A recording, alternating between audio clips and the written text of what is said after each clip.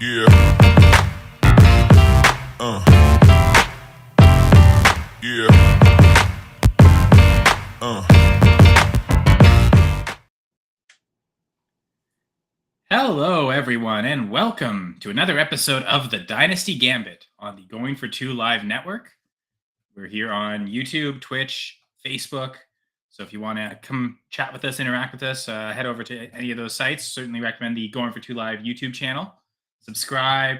And if you're watching after the fact, I also appreciate if you comment under the video. But one of my co-hosts has returned. Brian, it's been over a month now, but glad to have you back on the Gambit.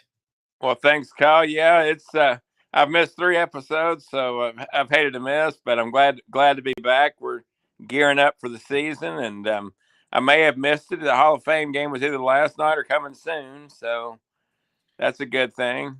Yeah, I don't think we're at the Hall of Fame game yet. I mean, we're still in July, right? So I think that's in August, but I'm never really sure when all that stuff starts. So. Yeah, I saw something weird, like it was coming up within the next few days or something. I thought maybe this upcoming weekend. I forget when the Hall of Fame induction even is. So yeah, because I guess Bob Lung mentions that the expo is always the week after the inductions, and I guess that would mean the Hall of Fame ceremony is probably like the 4th, 5th, and 6th. So I'm guessing the Hall of Fame game, I think it would be next Thursday, actually, probably a week from tonight, the August 3rd, I think.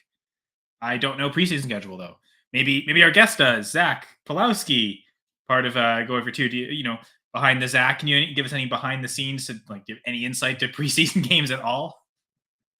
I have no clue when it starts. I'm no help at all with this topic. I'm just kind of trying not to think about it because it's still too far away. I just want regular season week 1 to be here already. So until then, trying not to focus on it too much. Yeah, let's not get too excited for a Hall of Fame game. I mean, I guess last year was exciting because Josh Jacobs played so much of it, but most of the time we're not going to see fantasy relevant players make too much of a big role. And if they do, we'll freak out and lower them in drafts. So probably best that we just ignore the Hall of Fame game altogether. The best thing about the Hall of Fame game means that it's one day closer to the first week, I guess. So that's good. But like Zach said, not close enough, right? We want the season here, but just because it's not the season, the off season, the non-point scoring season, we can still make moves. And I think today that's really what we're going to talk about over the course of the summer. What have we been doing? I think it's a lot of trades. So I know a few of us have already made some trades, but it is Scott Fishbowl season after all. And so one of the things I figured we could do is share our Scott Fishbowl teams. Perhaps people in the chat would like to as well if they've been in the SFB. Jamie's here. I know he's took Roshan to the first round, for instance. You can talk about that. But yeah, Jamie's here saying, "Hey guys," and he seems excited that Zach is back in the house. Even gave him a flame. I guess it represents the heat of the pickleball conditions today. Zach? It's the heat of the trade talks. Him and I have been talking a lot about trading up and down in the startup we're both in right now. Ooh, okay, yeah, trade talks heating up. But yeah, we can go right into Scott Fishbowl talk. What did Zach? I guess as the guest, what did your SFB team look like this year? So actually, if one of you want to start, I'll pull mine up so I can give it an exact. They're actually here. Well, okay. Well, Brian, did you? Well, actually, sorry. Go ahead. Sorry, I forgot that I had Burrow, so I'm glad it's not as bad as it looked earlier today. Which is funny to me because it didn't look that bad. It looked like, okay, this is going to be a calf injury. He'll probably be ready for week 1, right? Like it to me. Yeah, I was on the pickleball court. I just saw a whole bunch of people freaking out afterwards when I came back, and I came back, 5 minutes before they announced that it was just a calf strain.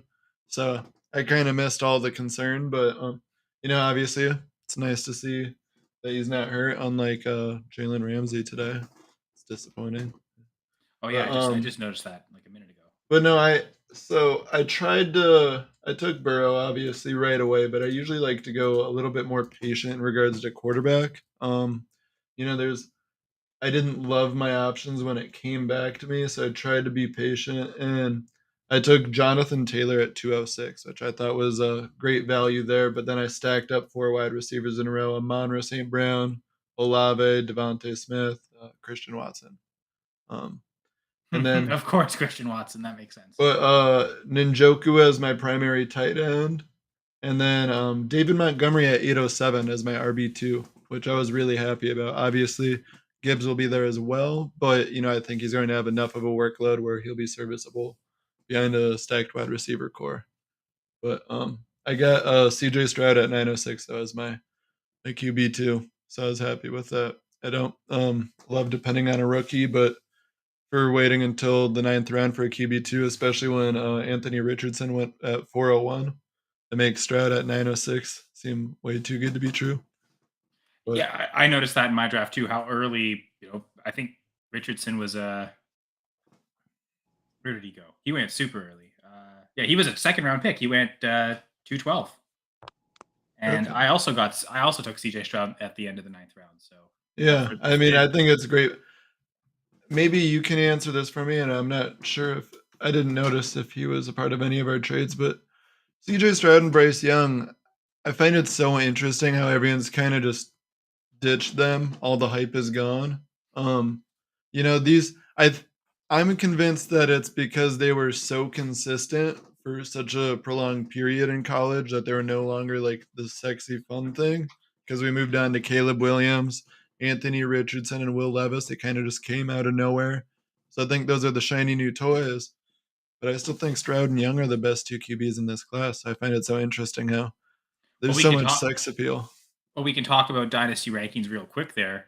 Like where do you guys have those 3 rookies ranked as dynasty quarterbacks right now? Because I'm having a hard time putting any of them in the top 12, and it seems like consensus rankings, Richardson's kind of in that top 12 around QB 10. So I just think that's a little too early for me on Richardson, and I agree. I do prefer Stroud and Young both as prospects, and the upside of Richardson could be great. But I mean, if CJ Stroud turns into the next Patrick Mahomes, Joe Burrow, that's upside too, right? Like we forget that there's upside in passing and efficient passers and passers who can score a lot of touchdowns. Mhm. And for a team like Houston, who really struggles to run the ball and may not score a lot of rushing touchdowns, there might be some upside with Stroud as a passer, although his receiving core might not allow that. I have a hard time really putting them too high on my dynasty rankings for QBs right now. I think there's such a high floor for the quarterback position now. There's so many like that QB 20 is still really productive. So I think for me, as much as I think the ceiling's higher on Stroud and Young than compared to like a Jared Goff or Daniel Jones, I'm still more inclined right now based off of actually seeing on-field production to probably take them in startups. I don't know. I like potential, but it always scares me with quarterbacks because, yeah, you really want to see it in advance. Oh, I'm going to take that toy away from you. All right. Well, I guess your dog prefers that toy over Anthony Richardson. Is that shoe toy? And just as Mr. Scampers, moseys on into the building. So that was a bit of poeticness to that. But Brian, what do you think of the 3 rookies in Dynasty? Well, I've got the top 8 quarterbacks. They're not in the top 8. From 9 to 20, like Zach was saying, you've got, to me anyway, you've got kind of a nice group of it pretty much could go anywhere. Number 9 could be 15 for all I care, but I don't view any of the rookies in the top 8. And then after that, kind of got a hodgepodge of 9 through 20. And then you got a bottom tier of quarterbacks that most people aren't going to touch except for 2 quarterback leagues. So I've got them the higher end of the 9 through 20, but at the same time, I could be convinced they're not top 12. So. I'd imagine we have the same top 8, Brian. I think a lot of people do. If you look on the Going for 2 consensus, for instance, I think everyone has the exact same top 8. The order may be different of those 8, but to me, 9 through 12, right now I've got Deshaun Watson, Dak Prescott, Tua Tagovailoa, and Kyler Murray. And there's question marks with all 4 of those guys. Deshaun, could he recapture what he used to be before the long absence? Dak Prescott, could he recapture what he used to be before the ankle injury? And I think with Tua, it's really just the concussions. That's maybe the fewest questions out of all of them, but it's also it's just one question, but it's the biggest question. And then with Kyler, it's just the recovery from the injury. How much time is he missing? And also, what is this injury going to do to his rushing ability, right? But I would still take the shot on any of those 4 before I took a shot on a rookie. So Yeah, I think you guys will appreciate this because it's a little different, but I have the same top 8 at quarterback. However, my quarterback 9 is the man actually who I believe finished at QB9 last year. Um, Mr. Danny Dimes. He's 26. The team invested financially. They have some weapons. I'd like to see them add more weapons, but produced without him. He's got the rushing upside. And to me, it's also about the price is less about it. But I just have him at QB9. And I like Deshaun if he can return to form, but it wasn't promising at all what we saw last year. Yeah. I You just said that word that makes me cringe when people talk about Daniel Jones. I do not think he has upside. I think he's got a rushing floor. And last year he showed he had 7 rushing touchdowns, but he's also, I think he had 6 or 7 the preceding 3 seasons. So I don't expect another 7 touchdown season, honestly. Like regression yeah, would but I indicate. mean gets rushing yards more so than I think what people view Yeah, him for sure. as. Which I get the floor side, but the problem I have is Daniel Jones to me doesn't have enough upside because I mean last year 7 rushing touchdowns, but he only threw 15, so But he was I'm never talking really about the upside as true well difference. as what I'm paying. Like, because I got him in like I think I got him as QB 15, and I think he has the QB like 6. Like he could finish that high. I don't think he would finish top 5 ever, but I mean, I could see him having a great year and finishing at QB 6. I don't see him in like the top 8 for dynasty value, but I have him at 9 just because I think there's enough of a floor with this game where I have a hard time really seeing him regress, and I think he can have a long-standing career as a starter. Which some of the different scrambling ones, it was usually less years with it, and some of those guys you just don't know how long they can maintain that. So that's why I have Danny there. But all to say, we've talked about 5 different veteran quarterbacks ahead of any of these rookies, right? And I think I've got all 3 back to back QB 13 through 15. But yeah, me having Richardson at 15, I think would be quite considered quite low for the consensus rankings, who again seem to have him kind of around QB 10. So we did have a question regarding these quarterbacks. So Jamie's asking, would Zach, not Zach, but Zach rather have Stroud / Young over Love? Now, I do want to, Jamie, is this a real life Green Bay Packers question or is this fantasy? Because I can answer both pretty easily. Because I mean, to me, it's about price. I'm looking at Oh yeah, their price is nowhere near the same. That's true. yeah, like in the startup I'm in with Jamie, where it's going for 2 like dynasty startup. There's super flex. I took Jordan Love at 706, and Bryce Young went 302, and CJ Stroud went 310. Just relative to price and upside, not really sure what I'm getting at the NFL level. I'd rather take the guy in the 7th than take To the be guy in the fair, we 3rd. don't really know what we're getting at the NFL level from Jordan Love, who has 1 career start, right? Like it's Or not no, like that no, he I'm is. saying he's in the same group. We don't know what Yeah, any of them are. but if That's he's where that it's much cheaper, it does make it worth it. yeah. But if we're just talking straight up, who would you rather? I'd very clearly, easily rather have Stroud or Young. I think their Yeah, college I think the ceiling's profiles. higher, but I'm also fairly high on Jordan Love, and we don't need to go down that rabbit hole because I know you think he's dog shit from the sounds Well, of it. I mean, yeah, I mean, and Jamie brings up a good point. He's a first rounder. Kenny Pickett was a first rounder. I don't think Kenny Pickett's any good. Um, but I also think there's a big difference between Pickett and Love. They were taken in the 20s versus the first and second overall pick. Like clearly, the NFL team's telling us something with those, right? So I don't know. I think if I was the Packers, I would much rather have Stroud than Young, or than Stroud or Young than Love right now. Like I don't even think that's a question. Like I uh I'm higher on Love than most. I think there's enough reason to believe that there's a chance for more. But I noticed someone else as well said sell Daniel Jones while yeah, you can, Keith and Jackson joining us. Hey Keith, I think that's wild because I mean it's no one's paying that much for him. Like no one believes that he's going to be QB9 again. You're not going to get QB9 value. I know because Daniel Jones helped me win almost all my leagues last year. And yeah, I put him out on the trade market to see if anyone wanted him, but no one wanted to pay what a QB9 that's 26 years old is worth. They wanted to pay, QB 15 to 20, and at that point, why not just keep him? Yeah, that's fair. If you're not viewing it as the true ceiling play, like the time to sell him for that QB9 price probably was last year. Like you've almost already missed that window. Or you've already missed, or there. I don't think it ever really was there, except for Giants fans right in the moment, because from what I've experienced on the dynasty market, there's not really people. I haven't had anyone hit me up or try and be serious, or like yes, serious offers for Jones, but not. I would definitely the only offers I've received are valuing him as QB 15 to 20, which I think is not worth trading him at all at that point because he outproduced that. So why not just hope for him to try and do that again? Although if you got an offer for like Jordan Love plus something at that QB 15 price, would you take that shot then? It would have to be plus. It's like I need to know what the plus is. Because I mean, I'm not just going to downgrade from QB9 last year to a complete unknown unless you're giving me something that I feel like I'm adding value elsewhere. Like, do you need Um, a first? Like, if it's Love in a second, is that um yeah, probably just because Keith's I asking that exact thing, right? yeah, yeah. Love plus. I would gladly do that. He Um bought so Jamie's saying he bought Danny Dimes last year for Tony and a 23 third.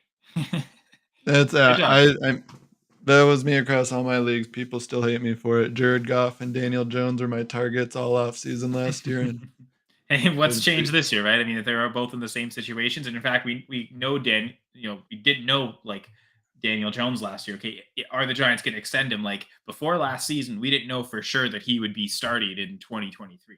Like we thought so. Anyone who believes in the talent would have believed so. I mean, people said that about Hurts 2 years ago, or Justin Fields. Honestly, people have said that about Justin Fields last year during the season, right? Oh, no, he's not going to start for the Bears next year. So I I'm like. also I just want to say I'm big on investing in relatively young QBs when there's still upside and there's profit to be made. Someone like Jordan Love, I have him in so many dynasty leagues. The dude can just be average and I'll pretty much profit in every league. Like just for being a quarterback, he doesn't even need to be good. He can just be like better than Marcus Mariota, and I can gain some value because I'm not really investing that much. But the QB position, if he's anything more than that, suddenly I'm going to get a lot more assets in return if I don't believe that he can get to a higher level. And I think for existing leagues where we've been around, maybe leagues that have existed since 2020 and they saw, leagues where Jordan Love was in that rookie draft, there were times over the last 2, 3 years where you could have probably bought Jordan Love super cheap for something like Tony in a third or maybe even just a third. Now is probably not the time to buy Love. When once I Rodgers was traded away, your buy low window on Love sort of closed, and now he's locked in as the quarterback, and I think that's kind of elevated his price. you're If buying anything, it. sorry, Zach. If anything, can Yeah. you get from Love to Daniel Jones quickly on those leagues where you have Jordan Love? If you believe so strongly in Daniel Jones, get that again better floor, I think, and maybe better upside to a certain extent. Or I'm looking at Jordan Love though, and like I bought him as QB 23 in the startup in a super flex league. Like there, how why not buy at that price? It's a freaking 24-year-old quarterback that we don't know about. QB 23. I mean, after that it was Mac Jones, Derek Carr, Trey Lance, Brock Purdy. Like at that point, I'm like, I think Love has more potential upside there. Like who knows if he hits it, but you're not really paying that much to buy now. So that's where I just see to me it's taking as many cracks as what can make me a major profit. I don't know if it'll always stick, but I can usually get my money back fairly easy because I'm not investing a lot. But there's a good chance to So Keith does have a profit. question for us. Is the New York Giants wide receiver room concern you? This is back to regards with Daniel Jones. The one thing I'll say is I wonder if they would have invested in better wide receivers because I think the investment of Darren Waller is significant, but wide receiver room I think is still lacking relative to almost every other wide receiver room. If they had done that, I wonder if his value would go up. But I think people are still valuing him and holding his value down because of the lack of weapons around him. So in a certain sense, it's kind of still baked into Daniel Jones' price. This lack of wide receiver, right? Yeah, I think that's more than fair. And the worst thing is everything they do add is all slot receivers. They don't have a guy that can go downfield unless you count Darius Slayton. So I guess that's why I'm fairly high on Jones relative to his price is because he didn't really have any his weapons still upgraded from last year. they weren't good last year. I don't think they're good now, except adding Waller, and that's where I'm like, hey, I think Waller is an addition. I still don't really like his weaponry, but I'm like, hey, you were QB9 with some really questionable guys that you were throwing the ball to. So, hey, if you add Waller in, I could easily still see him being QB 12. Like, I think that'd be a normal year, even with bad weapons. Yeah, but I guess my only concern with Jones is what was he QB prior to last year? It was 9 last year, but been in the league for a couple of years prior to that. So is But last year? that's also different systems. Yeah, that's true. But is it an anomaly that he was QB9, or can It's he funny build because he on would have top? had better weapons those previous years. Sorry, Brian. Yeah. I mean, I'm more of a believer in the Brian Dable system.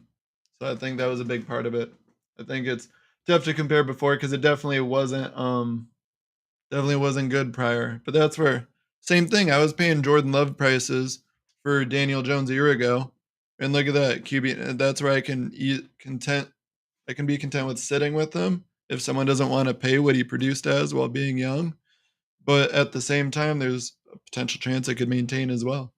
The best part about it, Zach, is you got him at a low price. So, like you said, you didn't venture much, and you've gained already. So, And that's where I'll gladly have the Gersons of the world say, don't buy Jordan Love. Because if you don't want to pay QB24 prices and startups for like taking a shot in the dark with a lot of upside, I'll gladly be the one to do so. oh yeah, I mean, I'm in a 14-team superflex league, and we're trying to start 2 quarterbacks, so 28 quarterbacks out of the 32. So, I mean, basically anybody that's living, breathing is the quarterback of value at this point in time. So. That's pretty much my MO. If it's a QB and he's a starter, he's got some value, especially the deeper in teams the league gets. And even if it's just a 1-year starter, you don't know. It may turn into 2 or 3 years eventually. Who knows at this point in time? So just like I said, anybody breathing or anything at this point in time has a pulse. I mean, they're good. Pick up Nathan Rourke. So this is back to Zach's comments about it. You did draft Dave Montgomery, right? Like these comments by Jamie are coming out of nowhere. Okay. So he's saying Montgomery in this format should be a stud, is what JV said. He's a better version of Jamal. It's funny because I think the Lions would agree because they paid Montgomery more than the Saints paid Jamal Williams. So for less money than they paid Montgomery, if they really believed in Jamal Williams, they could have paid him for less or what Montgomery got. But clearly the Lions specifically chose Montgomery over Williams. So I don't expect he's going to get 18 rushing touchdowns. And that was but I think I still have Montgomery projected to lead the Lions in scrimmage touchdowns. I think I've got him for 8. And so basically half of what Williams scored last year, but that would still likely lead the team. Yeah, I'm right there with you. I see 8 to possibly as many as 10. So it's such an interesting round for him to, because I mean, I see him, and for example, my Scott Fishbowl draft, Damian Pierce, Javonte Williams, Antonio Gibson, Damian Harris are all around the same point. And I feel so much more confident in Monty than I do any of those other guys. Can I just say something? I don't get What? the Damian Harris hype at all. Oh, because no. I mean, to me, Yeah, are we same. really sure he's better than Latavius Murray? Like he's going to get 200 carries more than Latavius Murray. Like I really view that as almost a 3-way committee. And I think people are just pumping Harris up as if he's a clear handcuff back. So I think David Harris is a clear, especially if he's going in David Montgomery's range. Like that's pretty nuts. I think of the names you mentioned, Zach, Damian Pierce and the other Damian, that's probably the one that I would probably take him over Montgomery, but that's what we'll talk about in a bit when we talk to trade workload, but I'm not a Damian Pierce believer. And he also went before Monty, so yeah, okay. So you got him in that good value in that range, but in that range though, that's I think both of them are going at pretty good value if they're going around those other running backs. And so it's just so interesting to me because I feel as if enough people just kind of forgot what kind of workload Jamal Williams had last year. Obviously, Swift and Gibbs are 2 completely different things, but still, I don't know. They wouldn't have paid Monty what they paid him, and then taken Gibbs where they did, just to bench one of them and have the other one cook all day. One thing I think a lot of people do they give a lot of credit, which it's important to give credit to volume, but you better be on a good offense. I mean, a guy like Damian Pierce for the Houston Texans, they may not score that many touchdowns to begin with. So sometimes we overvalue certain players that are going to get volume, but they may not score.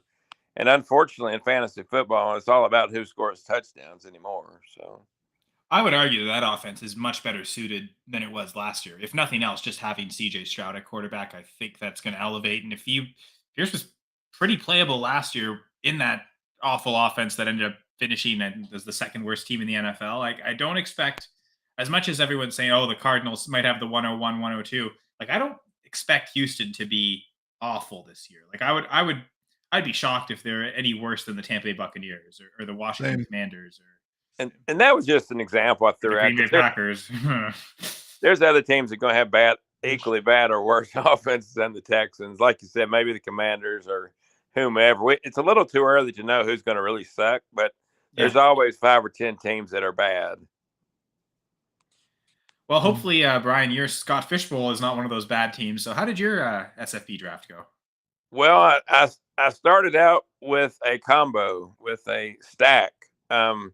Justin Herbert first, and then came back with Austin Eckler. That seems to be in almost any league I play in. That's the kind of stack I try to come up with. So those are my top 2. And then I came back right around with Hawkinson as my tight end. And then after that, I kind of just try to build depth at the wide receiver position. That's kind of how I played it the last 3 years, is that I wait till 6th, 7th round usually to get my receivers and try to focus on quarterback, tight end, and running back early. So, and yeah, I didn't quite go with that early of a stack with my first quarterback. I ended up at the 102, so I took Mahomes after Kelsey went 101. Did you guys see that often or I guess often? Did you guys see that in your Scott Fishbowl drafts? Was it a quarterback at 1 or was it Kelsey? I feel like it'd be usually those two. Yep. Hertz was 101. Kelsey was 102 in mine, actually. Okay. Mahomes went 105 after Allen and Lamar. Oh my goodness. But it's funny because Zach, I also took Jonathan Taylor in the second. So Mahomes, Taylor to start, Devontae Adams, Kirk Cousins, and then which Kirk Cousins falling to 402 in Scott Fishbowl. That seemed late. Like, it did seem like in my draft, people were they were willing to let some of the quarterbacks slide, so I was able to take advantage because at that turn there, or not really a turn because the third round reversal, but taking Jonathan Taylor at 102, it's like, okay, could I miss out on quarterbacks? But sure enough, one fell in, like I mentioned earlier, CJ Stroud as my third QB in the 9th. Zach, what were you drafting? What was I? Yeah, what hole were you? I was in the 7 hole. Were you guys both online? Yeah, mine was online. Okay, I was in the Chicago live draft, so it was or one of them. But it was it's a little different of a vibe live too. I feel like there's more variables in place. Like, obviously you're doing it on Sleeper, but it is a little different of an environment. I feel like I don't understand why, but our draft boards always seem so much different than what I usually see online after I exit my draft. I'm going to assume if you were 1 through 4, you would have drafted Mahomes, right? Oh, yeah, and I was hoping that he would fall 2 more. I was like, I knew it wouldn't actually happen, but Justin Fields, and I was in Chicago, I was like, hey, maybe someone will there'll be a sucker and they'll take Fields before Mahomes. But that would have been wild for sure. Yeah, But I don't know. I can't imagine a draft where Mahomes doesn't go until the 105, regardless of format. I like the Kelsey at 102 thing, though. I really do think Scamper's getting it's a good move. And then he says, one in mine. Cuzzy, like, is he saying Kirk Cousins went at 201? Oh, like the person stacked Jefferson at 112 and then took Cousins 201. And I'm going to get that stack right there. Interesting. I like the stack, but you could have waited on Cousins there. It doesn't sound like it. He's saying QB's got scooped. Like, I mean, if like it might have been like was going to go before the end of the second, you weren't going to get him at the 301 on that third round reversal, right? So, but I'm thinking you should have gotten a third round reversal on that. I completely changed my approach from last year. I made sure to just get guys I actually liked for the most part, because last year I tried to do the responsible picks, but like he's available there, and I took Dak Prescott. First time ever in the history of fantasy football I've had Dak Prescott on a team. That's Yeah, all I really need to it was say. better before the ankle injury to have Dak Prescott on your team. That Yeah, was the but I golden mean, era. it was only right. The one time I actually had him, he went down right away, and I was like, Oh, right. Yeah, true. He got injured. Yeah. Yeah. yeah. So back to the conversation about Damian Pierce, and I guess I think we've handled the Scuffish. We'll talk well enough. We can talk about trades now, actually. So Keith's given us a good transition point. Devon A. Chain and a 24-second or Damian Pierce.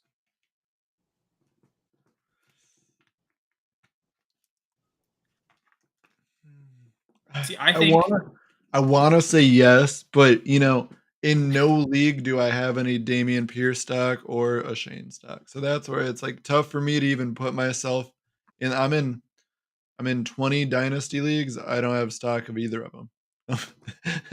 And I don't dislike either. Or I mean, I'm not a biggest Pierce guy, but realistically, if I had Pierce right here, my biggest concern is the Miami running back room. I've heard so many great things about Shane, especially from the people that love him, where I kind of want to drink that Kool-Aid and believe that he can be good. My only concern is, does Miami actually commit to one guy? Because it seems like they always have 7 or 8 they like to use. Yeah, I'm holding here with Pierce. Well, yeah, I was gonna say it's not really. I don't even know what side Keith actually has. I'm not sure that. I think from memory from previous discussions, Kyle's not an A-chain guy, but I could be wrong. I liked Kendre Miller more, but I also liked A Chain, and I still like A Chain more than say Zach Charbonnet, who I think is. I still think he suffers more from being drafted to Seattle than Ken Walker will suffer. I think Charbonnet is buried behind Walker, and like he's gonna. It'll be really hard for him to overtake. He might be out there more on passing downs, but they also did just draft Jackson Smith and Jigba. Like I don't think their plan was to take a first round receiver and suddenly throw more to the running backs. I With like regard to this, I I mean, like I think it's balanced. I keep like trying to think of being on either side. And if you like O'Shea, I would feel great about this trade. If you are a Pierce guy and you think it's just him in Houston, I would I would feel good getting him, for O'Shea in a 24 second. So I think it's a good win-win trade where both sides are going to feel like they got what they want out of it. But I'd probably go with Pierce just because I'm not as worried about Singletary, and I always like betting on workload at least for 1 year, because usually running backs, if they're just getting fed, even if they're not productive, have value. So it's funny One because thing I was the one I would talking to. encourage is if somebody's proposing this trade, I would look at the 24-second their entire roster and see what you think of their roster, whether that looks like a team that's potentially contending for a playoff spot, as in a later second round pick, and or a team that they're going to offer an opportunity to have a high second, because high seconds aren't much worse than low first. So well, that And is a lot of bearing to me. well, Kyle, what were and you going to say there? well, it's funny because it sounds like you both like in a vacuum took the Pierce side. I was the one talking up Pierce. I think I would take the A Chain side because you get that second. Give me that extra squeeze. Give me that any extra value on top of either of these two. If the second was on the Pierce side, I'd easily take that. But I think because it's on the A Chain side, I would take that side. It looks like that's what Keith ended up doing. He ended up selling Pierce. I mean, I'm very situational. Like, I'm trying to think. It depends on your team construct. Like, if I have a lot of productive running backs already, I'm going to take the Shane and the second side, because I feel like that could be two Shanes. That could be next year's version of the same thing where you have two shots at it for next season. But if I'm in more of a win now mode and I need an RB2 or I need an RB3 for bye weeks and for a flex spot, I might invest more in Damian Pierce just purely for that potential workload. and you know what? The more we've talked, the more I'm pretty solid on the A Chain side because to what you just said, Zach, if I'm a win now team, I want A Chain in the second because I want to be able to use that second in season. That will get me a piece. That's how I'm gonna Do you if think A-Chain, Singletary takes that much from him? well, I don't even think it's that. It's can I just buy? It doesn't have to be Pierce, but can I buy another running back like Pierce for that second, and then I get two shots. I get the A Uh, Chain and this other shot. Like I just think I would do that regardless of if I could get situation, a I running want. back for a second, but maybe I'm just in leagues with a bunch of jerks, but I'm not getting any sort of running back that's going to help me in a win now situation for a second. I'm definitely going to have to be packaging I stuff. mean, right now, no, but in season when those teams are trying to, oh, I've got to rebuild, like that's when you get those very what's the word I'm looking Yeah. for? Yeah. Like sellers who are very motivated to sell. You could probably buy a good. I mean, I like if you really need spot starts for running backs, like literally this guy is going to start for this week and be nothing like a Justin Jackson was a couple years ago. You can get those guys for thirds easily, but usually anyway. Of Oh, course, Jamie with the obligatory Roshan over A Chain. He does have the more traditional running back size, so I like Roshan over Asian. I do too. I'm still not quite there. I've kind of been a big believer in A Chain the whole time. I'm certainly Roshan over Charbonnet though. I would say it's also price because Roshan I can definitely get at a later point in startups. Yeah, So yeah, and I even think to rookie drafts, like yeah. I didn't remember. I mean, I wasn't in any leagues with Jamie, but I didn't see Roshan go in the first round of any rookie drafts, whereas A Chain was regularly like a 110, 112 type of pick. Yeah. And Um, seeing Dynasty Jack say it was a 14 team. I like and it's a start third. I like that trade more oh for yeah, the getting the second then. The deeper it gets, definitely I like the upside there just long. It's more beneficial long term for sure now though. more teams means that pick is pushed further back, but I think the point is if you're selling that pick in season, it doesn't even matter where it ends up being ultimately, which I think is the most useful part of that trade is giving Yeah. that flexibility to buy something else. If A Chain hits and you can start him, then great. Then you can bank that second. If he's not giving you enough production, though, you can go out and still have time to even before week one go buy somebody. But Keith's question of Singletary and Houston doesn't concern you. It does because I think Singletary is much better than anyone they had last year. So, um, but again, I also think the offense is better, so it can make up for having that Pierce maybe not monopolizing every single touch either. Sadly, I forget who they had last year. They had Burkhead, right? Rex Burkhead, Dario Gumbawale. I don't even know who else, honestly. Yeah, Singletary is much better than any of those. So It's funny because sober money, I missed the CJ Stroud discussion. From a dynasty perspective, I guess. Okay, so real quick, where would you guys, if you have rankings or if you kind of can think of rankings in your head, I've got him at QB 13 in dynasty.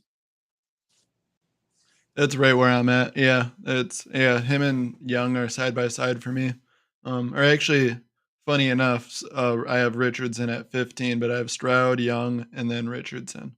That's But I exactly me. have them 13, 14, 15. I've got those yeah, exactly I in have that them order. all in the same group just because I think there's, 12 guys that I feel like have shown it at the NFL level that are fairly young or in their prime that I'd rather have first, but then the upside of those 3 before anyone I'm else. guessing it's of the ones I mentioned earlier, it's Dak that you don't have in the top 12, right? Yeah, yeah, Dak is one of those guys where, we keep waiting for that next step. And yeah, I actually have 2 Dak Prescott jerseys. Totally. No.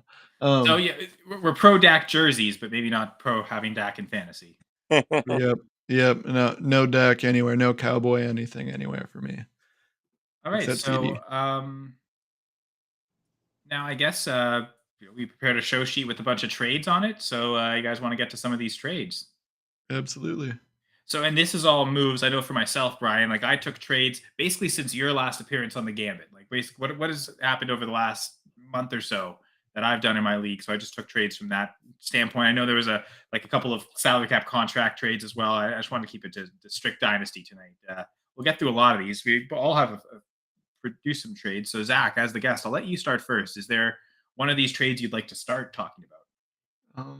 Let's see. I think I'd like to start with my Waddle and Olave for Barkley, Dotson, and Burks trade. And Just because, just before you get started, this seems like in this same league you made two separate trades. yes, that's Okay. correct. Yeah, we can Um, talk about both. So we can start with that one first. okay. No, I wanted to discuss that one because um, I acquired Saquon. This was obviously before he ended up taking the money that he took. But for me, it was the running back position. It's a 12 team super flex, just kind of standard 2 running back slots, a couple flexes. Um, but I love Waddle. I love Olave. It was painful to get rid of both of them or even one of them. I'm not the biggest Dotson or Burks guy. However, I think there's upside for both of them, and me getting someone like Saquon, I always do value that production at the running back position. I'm always, and I try and be greedy. And before we even discuss this one, I guess I can hint at the other trade too. I acquired Bijan or 101 for Deshaun Watson, Tom Brady, Chase Claypool, and a third and fourth. I thought that was super cheap for Bijan, if you ask me. I had the space to get rid of a QB, and I'm getting greedy with running backs there. If I can have all the top ones, why not? But what's your guys' thought on that Saquon trade first up? Well, it's funny because in the one case you're doing the 2 for 3 and getting the extra assets, and then you came back, which having more assets allows you to make that. I guess in this case it's a 5 for 1, even though th- really 4 of the 5 pieces don't hold much value. It almost feels like it's a 1 for 1. It's Watson for Robinson, and you threw extra things on the side, but that's really going to matter, to be honest. Um, yeah, you see, giving up Waddle and Olave, like that's a lot of value to give up and a lot of youth at the wide receiver position. Now you do get 2 even younger receivers. I guess Olave is the same draft year as the 2, but in Dotson and Burks. But like you mentioned, running back scarcity is a thing. As much as no one wants to value running backs, they don't matter. But as soon as we get to August and September, we need running backs. Like their price goes up. So And um, to give you an idea of why I was willing to trade Deshaun was because I had Jordan Love, Jared Goff, and Derek Carr. I already had 3 starters. And Deshaun, for me, I looked at getting Bijan for like I think Bijan has more value, just straight up, even in a super flex 12 team. So and I think they're going around the same parts in startups. You might see some startups where Watson goes earlier. You might see some where Bijan's in the first and Watson falls to the mid second. So it's wide and variety, but I would say they're pretty close. but so to give you an idea, Bijan is now my running back 3 on this team, and Saquon's my running back 4. Um, I was gonna say he should be ahead of Saquon. So what you got? I mean, you must have like McCaffrey and Nick Chubb or something. and Jonathan, I have CMC and Jonathan Taylor. So You, s- um, you see, I'm that's rocking. I Yeah, don't I've love got having all AJ 4 of Dillon those on the running bench. backs. I feel like I would have made one of these trades, Zach, but not both.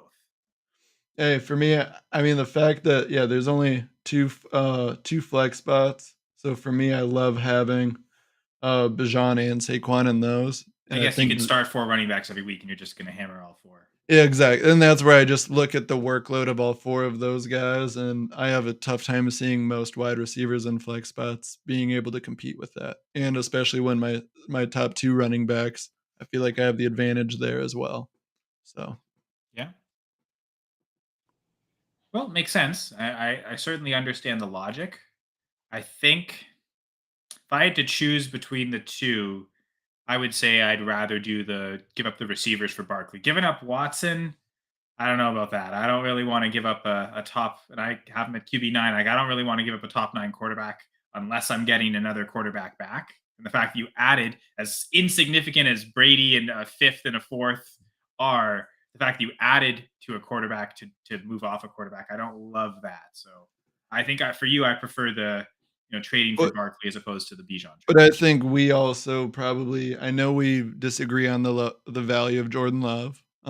Where are you on Jared Goff? Well, that's the thing. I'm scared on all 3 of those guys. Carr, Yeah. Goff, Love. Like I I wouldn't want any of them as my QB1. Even I think I've got I think as a I like to QB2, I'm call fine with all Jared of them Goff behind Watson. my league winning quarterback because I had him in pretty much all my leagues I won last year. And while he wasn't a sexy pick, I mean the team invested in him. They believe in him. They have plenty of weapons around him.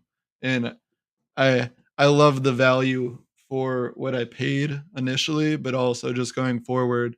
And Derek Carr is someone I acquired cheap, and he's someone that, I did a buy low on Derek Carr. While it was a rough year last year, I I mean, in all these leagues, I'm able to get him for not a lot, but and it was especially prior to him signing in New Orleans, but a lot of people, lost a lot of love for him when he went down the way he did in Las Vegas. And for me, I'm like, hey, we've seen enough decent years where I'd rather buy low with the expectation that he can be like a league average quarterback, and I can make some money back. So that's where I'll probably use Carr to upgrade at some point. But Shoot, that's I mean, where he Carr's was up. he was pretty good last year. Always.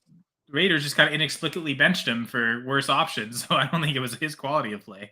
But I mean, that really did kill the vibe for a lot of people on Carr. And I managed to get him at the trade deadline in a lot of leagues because people were so far out on him where I was like, hell, I gave up a 24-second in a league at the trade deadline because they were viewing like Carr as a guy they had to get rid of now. And to me, I'm like, a starting quarterback that if say he's QB 20, that's worth more than a second round pick. And especially when I won that league last year in a 14 team, like I can easily, you're not getting a quarterback of any kind, like Levis was a first rounder. So that's where I'm like, hey, let's ride. Yeah. Heath likes it. I love my bargain quarterbacks, but Kyle, I think you probably never do a 0 QB startup, huh? I'm always snake startup. I'm taking a quarterback in the first. I'm trading up to get a second first to take another quarterback. Yeah. 0 QB is my go-to startup method, and I live by it. I die by it. It treats me well. I've always liked Carr more than the average person, so I'm okay with that. Yeah, I'm not a big Carr guy, and I think you'll appreciate this though too with those 4 running backs. I have Dylan and I have James Conner on the bench as well. So for me, I looked at it as let me get those running backs now. I'm not big on Dotson or Burks, but if they can just fairly shine at all, show some upside, I can flip them for more productive pieces. But I can package Connor, Dylan, or Carr. There's plenty of ways I can upgrade to get what I want while not having to touch any of the running backs I'm trying to hoard. I guess the other thing is like, are you like trading for Burks and Dotson? Like, are they projected starters for you? I guess you only have to start 2 or 3 if you're not going to ever plan to flex any receivers. But are they projected starters, or did you like? They're Do you have enough projected depth? starters for me, but they're guys that I wouldn't say will be on my team come playoff time. Just because I'm not high on either of them, but I know there are suitors that value them more than I do. And that's where I can easily just sell on the upside, find a good week early in the season, sell them based off of that and Sell the get youth for points. yes, yeah. Because I never try to go win now per se. I like to make little pushes, but at the same time I'm always trying to be balanced where I want to be able to compete for as long as possible. So with that, I think I can go more into the 28-year-old wide receiver, 29-year-old, where it's like, oh, he's old, but he's not retired yet. And again, if you get those motivated sellers, those teams wanting to rebuild and get off older players, you can get them at a bit of a discount if you're giving up. Patience is the key. When it I comes to guess trading, you just got to wait for the right time. I guess one concern I would have for Burks is I'm assuming D-Hop is going to hurt his overall production, especially on that offense. That's hard enough to support one receiver. Oh, and it's it's start 3 receivers, and I have Christian Watson as the other one. Mm-hmm. But I have Christian. Hey, it's all Watson. a bunch of not a first rounder from last year, but a bunch of rookies from last year. Yep. No, and I proudly have Christian in a 13 of 15. So he's not being moved. The other 2 can get moved, but Christian is not. If anything, it's just trying to figure out those last 2. But that's where the trades are going to come. Yeah. I'm stubborn though. I won't. I like them, but I'm not willing to pay higher than how I value them. Even though I want them in all my leagues, and I've been high on them before. Most people believe so cheap to acquire last year. Yeah, right, and that was the issue. Was someone took him at 103 because they knew I was going to take him at 104 in one of those, just to snipe me more than anything because they thought I'd pay a premium, and I'm like, no. If you're going to reach, like, have fun with them. Like, I'll come back at some point, but I'm not paying a premium just because I'm high on them. Back to patience. You'll wait till they get annoyed. Yeah. If Jordan Love's amazing, Watson will smash this year, and you probably never get him. But if Jordan Love sucks, then when they both smash this year is what I think you mean to say. Yeah. Really hoping so for that green and gold helmet back there. So I guess speaking of trades and speaking of Dameon Pierce, I suppose I maybe should have started with this one, but this is a league I've talked about before in this. Steve Pintato from the Fantasy Coaches, he commissions and he created this league. It's what he calls a multiverse league. And I've heard different versions of how a multiverse league could go, but in this one, we keep our roster. and the league settings around it change every year. That's each league setting is essentially a different universe, and we're as going through the multiverse, visiting these different universes, we experience these different league settings. So this year, it's a 12-team 1 QB league, start 9, no flex spots. That's a couple of these multiverse, like same thing last year. It was a 2 QB, 2 tight end, really restrictive, no flex spots. Same thing this year, 2 QB, 1 running back, 5 wide receivers, 1 tight end. Scoring is fairly standard in this, not standard. It's PPR, full point per reception. There's points per first down, but receiving first down is worth more than twice as much as a rushing first down. And there are reception bonuses for catches over 40 yards and for touchdown catches over 40 yards. So the big play bonuses only apply to receptions, not to 40+ yard runs. So the idea of this league is a very wide receiver dominated universe. We have to start 5 every week, and the bonuses towards receiving specifically. So this trade happened recently. I think just before the Kadarius Toney news. I don't know. It could have extracted more value, but I gave up Sky Moore for Dameon Pierce. What running backs do you have right now? Dameon Pierce, Brian Robinson, and David Montgomery. Okay, I like that a lot then. Because I kind of view Pierce as the RB1, to be honest, of the 3. Okay. It's start 2. Yeah, start 2, but max of 2. So I'll never have to start 3 in a week. But at least you got the flexibility to have on bye weeks and stuff. You got a third running back, so that's important. I don't have to throw in Deion Jackson or anything. Yeah, I think it was a smart trade in that regard. Yeah, especially I do too. In that situation, we still don't know what Sky Moore's going to offer. So I think that Dameon Pierce, at least he's produced 1 year. So yeah, I like the Pierce side. Left a lot. I think he was the only receiver. This is kind of a Jameson Williams take, but he was the only receiver of the rookies last year to have more games without a catch than Jameson Williams did. Now, Jameson Williams only played 6 games, but he had 5 of them without a catch. I think Sky Moore had, 6 games without a catch. It's crazy how so few of the rookies last year, like even Christian Watson, as bad as the struggles were at the start of the year, Zach, he did not have a single game without a catch. He had a game with negative receiving yards, but he still had a catch in that game, right? So, it was almost amazing that Williams was able to accomplish that in only 6 games. But all to say, Sky Moore, he really needs to take a massive step up just to kind of get back to where the track was last year. And them taking Rashee Rice, at this point, is Rashee Rice not I don't think he's that much less experienced than Sky Moore for as little as Sky Moore did, coming from especially from a small conference, I believe. I don't know. I would be surprised if Sky Moore outproduces Rashee Rice this year, personally. No, I would as well. I view Rice as the long-term receiver one there. I mean, I still think MVS is the number 1 wide receiver on this team. And if that's what I was about to say. I would say by the end of this year, I think Rice will have that role. I don't want any of them in my top 8 rounds or whatever redraft. I mean, that's just me. I'm not reaching for him. I agree. Yeah. Get the guy that's cheapest for sure. Yeah, I would say I'm only taking them if they're bench pieces. I don't want to depend on them as starters per se. Obviously, in a format like what Kyle's alluding to, where it's 5 receivers you're starting, I mean, that's a little different. But still, I mean, I like that trade for you a lot, Kyle.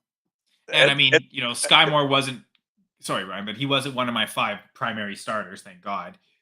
So I had enough depth there that I felt, I have a lot of depth at running back, but no real, Dameon Pierce adds to the top end of this team to a certain extent. To me, it's a lot.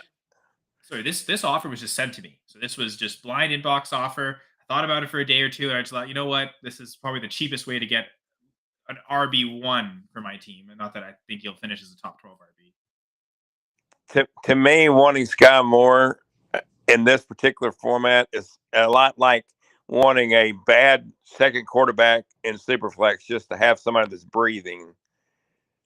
I think you won by quite a lot on this trade. I get it. I think if not for this format, I don't think this trade would have ever been offered to me. This was clearly someone who needed to get wide receiver depth, and then at the expense of running back depth. So, and the funny thing is, it sounds like y'all change formats every year. So Yep. I know. I already, and we know.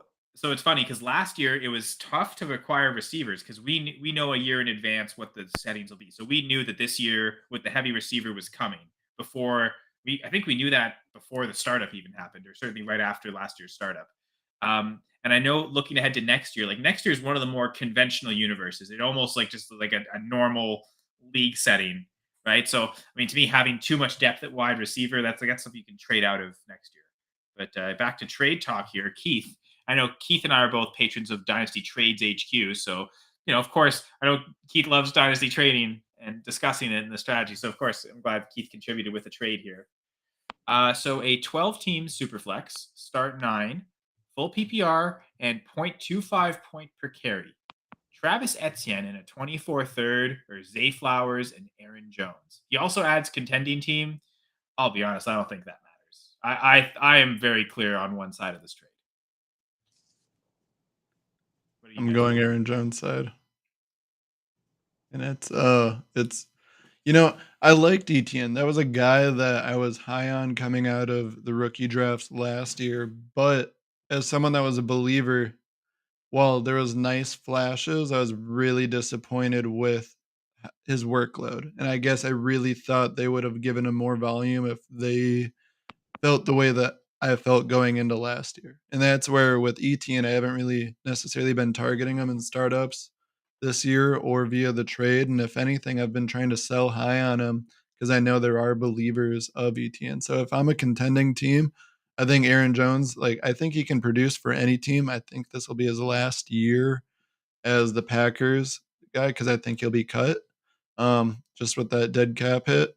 But I could see him coming back on less money as well. I just have a hard time seeing Green Bay being content with the $17 million cap hit next year. Yeah, for sure. They might ask him to restructure. I can see that. Yeah, and I think there was a restructure in talks as well. But no, I like Jones and Flowers rather than I think especially for a contending team, Aaron Jones is going to be such a major producer this year. Where I would love that side. What about you, Kyle? Well, I want to hear what Brian has to say first. Okay. I'm on that side too. I'm on the Flowers Jones side. I don't think there's that big of a difference between Etienne and Jones for this coming year, especially. And then Flowers is what's worth more than a third for sure. So, yeah, I'm definitely on that side. That's the thing. Like, how far apart are Etienne and Jones to where you're giving up a third for Flowers? Like, I just don't see that at all. Like, that to me that's crazy to me. Like, you've got, heck, is Zay Flowers himself close to Etienne's value? Because here's the thing, Zach. What part of Etienne's game were you most disappointed on? Because he got 220 carries last year, but only 35 catches. And he was supposed to be this like elite pass catching back coming out of college. And that's what I was disappointed with his receiving aspect. It was his workload overall, not his run load. When James Robinson was still cooking the way he was while he was there, I was like, man, they clearly don't see as much in Etienne as I thought I did because they would have just been letting Etienne feast if they really saw that. And yeah, especially from the PPR perspective. But I guess for me, I look at a dynasty startup I'm in right now, Etienne went at 312 and Jones went at 6-7. So that's where I think a trade like this makes sense in a way. But yeah, if you're looking at winning right now, I think Jones will be more productive this year. And I think Flowers, yeah, obviously, if you're doing Flowers for a third, if you think Jones and Etienne are a push, then yeah, that's a steal for sure. Even Wasn't if I was Flowers, go ahead, Brian. Wasn't Flowers going top 10 in most rookie drafts? Yeah. Oh, yeah. Oh, yeah. Top 6, top 8. Yeah. Heck, in this league, this multiverse league, he went 103 in the rookie draft. Oh, goodness. I know some people who say like he is the best of these first. Like clearly, that person who took him 103, it was Bijan Gibbs, and then he was the first receiver taken. So clearly, the opinion that he's the best receiver out of this class is not a common opinion, but it's certainly one that's expressed. And I'll be honest, to me, the one thing I was saying is I don't think it even matters that this is a contending team because if I'm rebuilding, I'd rather rebuild around Flowers than I would around Etienne because the clock's already started for the running back. He's already in year 3 of his rookie contract. Like it's the window of running back is so small that if I'm rebuilding, give me the first round NFL wide receiver to rebuild around. And I have an older piece in Aaron Jones. I've got all season to figure out how to sell him, and maybe he ups the price because here's the thing. I think he outscores Etienne this year. Just straight up 1 year. Jones, I assume, will catch more passes, and I think he's got better touchdown upside. You talking about Jones? Yeah.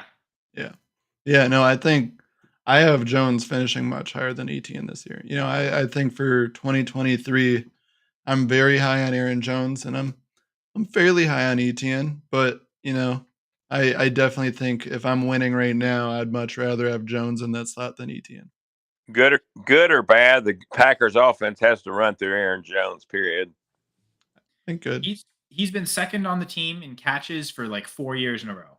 And with a bunch of rookies or first year or second year wide receivers in the depth chart, I don't see how that changes. I'd imagine right now I've got Christian Watson as the only Packer to projected to catch more passes than Jones. I think I've got him 4th in targets, but because Jaden Reed and Romeo Doubs, the catch rate might not be as good as the running back. So, and I guess that's where for Etienne, I think Etienne's still a good running back this year. Don't get me wrong by any means, but I think Aaron Jones could really be at that top. I think the ball's gonna be coming his way a lot, whether he wants it or not. And I think he has a good chemistry with Jordan Love as well, and they've been working this offseason together. So I think there will be a lot of benefit from a fantasy perspective for Aaron Jones this year. I have a hard time if Aaron Jones plays, 16, 17 games. I have a hard time seeing him finishing outside of the top 5, honestly. The Jags have so many weapons between Kirk, Ridley, Etienne, Ingram, probably missing somebody. They've got a ton. Zay Jones had 121 targets in that offense last year. Zay Jones coming out of nowhere. If Etienne was really this elite pass catching back like we thought he was, like he wouldn't have let Zay Jones earn that many targets, right? Zay Jones has had 100 target season before in his past, but to me, you mentioned all 3 of those receivers and then the tight end Evan Ingram. I don't see how Etienne gets more catches than any of them. We're doing a going for 2 league right now, and I couldn't get a quarterback before Trevor Lawrence, so I wound up taking Trevor Lawrence, Ridley, and Ingram. I wanted Etienne, but somebody drafted him right for me, and they're like, "You like stacks, don't you?" It's an 18-team league. I'm like, "Sure, why not?" I expect a lot from the Jaguars this year. And I startup I did 14-team Superflex. I took Lawrence in the first, and then I stacked him later with Evan Ingram in a tight end premium, and then even later with Zay Jones. So yeah, for sure. It sounds like Keith, in fact, did trade away Etienne. He's gone. So yeah, I think we're all in agreement. It's unanimous choice. Just to quickly run through 2 more trades I had in that multiverse league. Again, moving from a 2 tight end league to this heavy wide receiver format, I built around last year Kelsey and Pat Fryermuth, but decided Fryermuth's still valued pretty highly, and I wanted to extract some value. I'm not the biggest believer in Kenny Pickett, so I figured in a 1 tight end league, I doubt I'm going to play him very much over George Kittle. I'm such a big George Kittle fan. So I gave up Fryermuth and a 4th next year to get Isaiah Likely and a 2nd. What do you guys think of this? I'm okay with that. The biggest piece really in the whole trade is the 2nd to me anyway. Yep. And who's to say? I don't think Likely outproduces Fryermuth, but like you said, you're not going to start Fryermuth anyway. So the biggest piece is certainly the 2nd. I would have had a hard time being the guy that only got a 4th out of the trade, to be honest. Well, at least they got Fryermuth, right? Yeah. And especially if they don't have another tight end, I guess. I like the trade for you right now. I probably would have waited a little longer on Muth, just with the hope of, in the first 2 or 3 weeks of the year, really showing some sort of production, like having a 20-point week or something like that, just to try and sell even higher, see if I could turn that into a 24 first kind of thing. But I mean, I definitely like that value right now as well. I view it as a 24 second for Ironmuth, and when you can only start one, yeah, no, I think that's great value for you right now as well. So that's where, yeah, I probably would have tried to be a little patient, but at the same time, I would have had a hard time passing that up just for the value right now. This I was don't one. blame you for I don't blame you for wanting to wait, but the worst thing is sometimes waiting can wind up with a worse deal too. That's If Beckett that's is why as I bad, said yeah. that's why I said only I some of these guys I have deadlines, and it's deadlines before the trade deadline. Like Fryermuth would have been like week 2 if I didn't have if I didn't have a week I liked in there where I felt like I could sell him higher, I would have looked for that at that point and been like, please just give me the fair value. Yeah. But yeah, if I need to buy an extra wide receiver, maybe that second helps me later in the year because we have to start 5. And then the last one. This was a big one. This happened maybe about a month and a half ago. So there's definitely something missing there. Kind of a significant piece.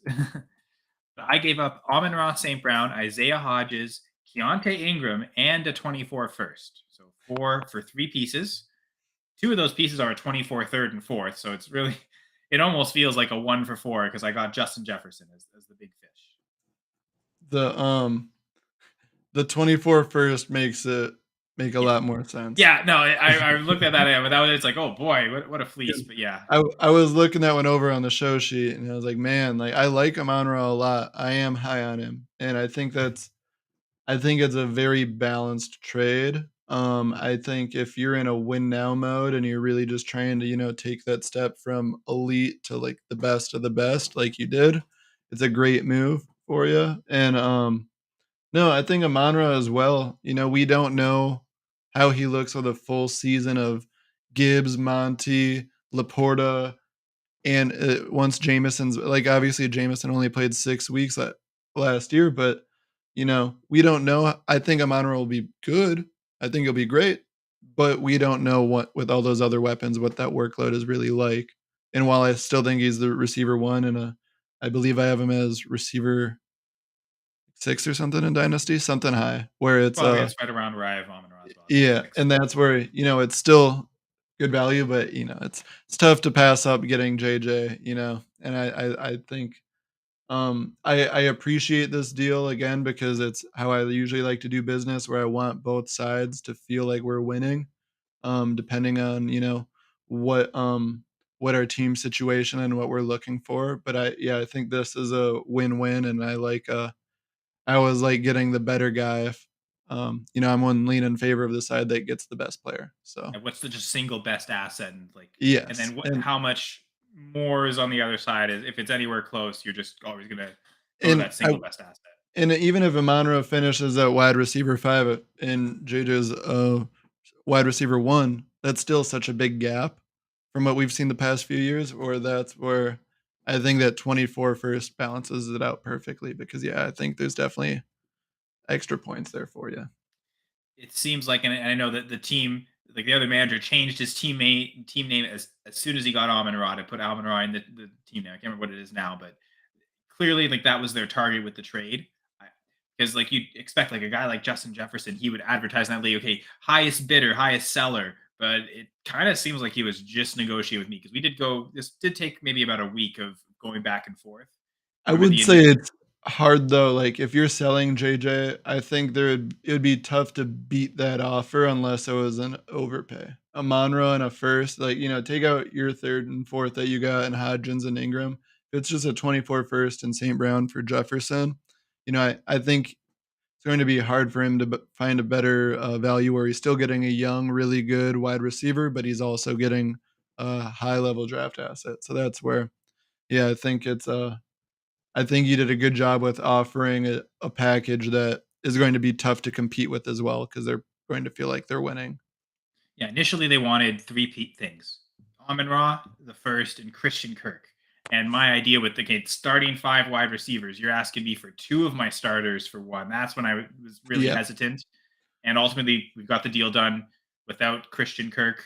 I think initially with that Kirk deal, that they threw more stuff on my side, like an extra tight end or an extra player, or whatever. And I thought, okay, well, can I take out Kirk initially I wanted to even take out Amon-Ra since this was my only Amon-Ra share. Like, okay, will they accept Chris Olave? But then it became really apparent to me that like this, I'm sending you this offer for JJ because I want Amon-Ra. You have Amon-Ra, so you get the privilege of getting this trade. So eventually it's okay.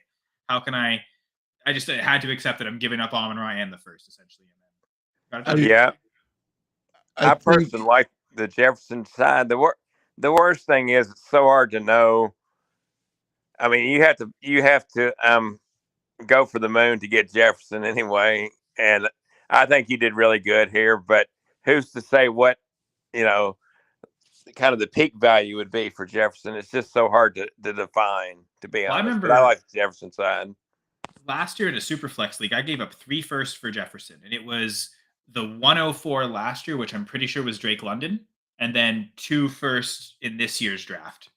And I mean, they ended up being, I think both of them were mid firsts, but ultimately, like, 3 first round picks. And again, getting a elite guy like Drake London, in that seems more on the kind of closer to the ceiling of Jefferson's price. So certainly it feels like this isn't the most expensive.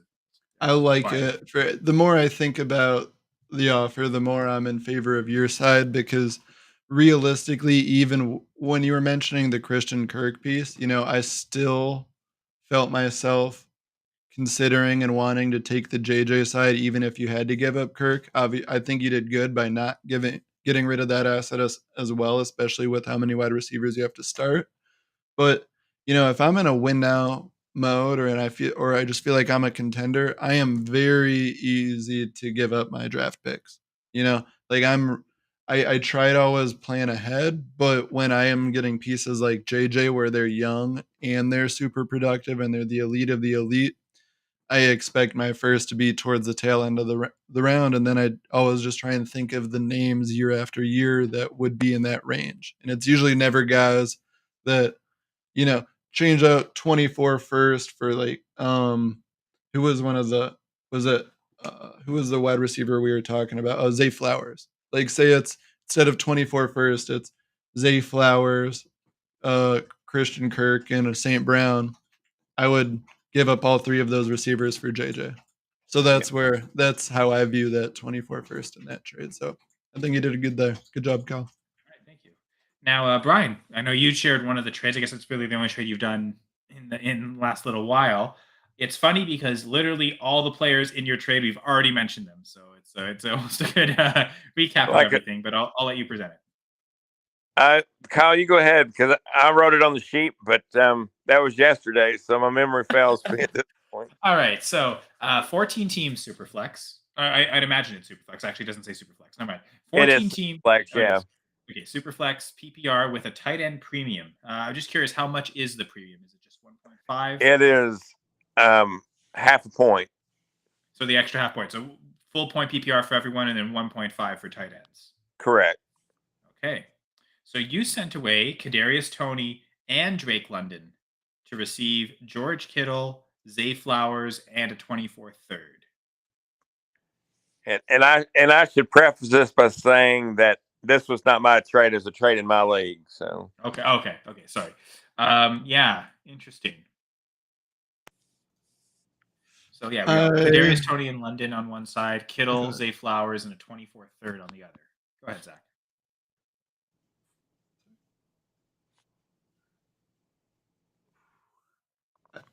I gotta go Kittle. I just I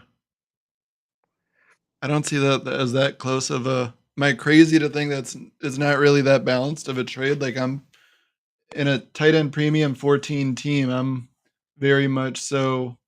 I'm surprised you got a third with Kittle and Flowers. Not that a third's a lot, but I already feel as if that side's very much so winning the trade. I like London. I'm skeptical about Tony. There's reason to be excited, but I still view London as the third weapon there. I like London a lot, but I still like Pitts and Okay. Dijon more, Because in regards to I don't volume. see him behind Pitts. That's why I like to me, if anything, Pitts is the third option. But I guess that's But I'm just still, at how high are you on? I'm not the highest on Flowers, but I mean, from everything I've heard from those that believe in Flowers, it sounds like there's a lot of reason to be excited long term. And yeah, I guess I don't know, Kittle, he's still one of the top 10. He's one of the premium tight ends. It's a 14 team, so that means you figure there's only 5 teams that have a tight end that's worth a damn, right? Like, Yeah.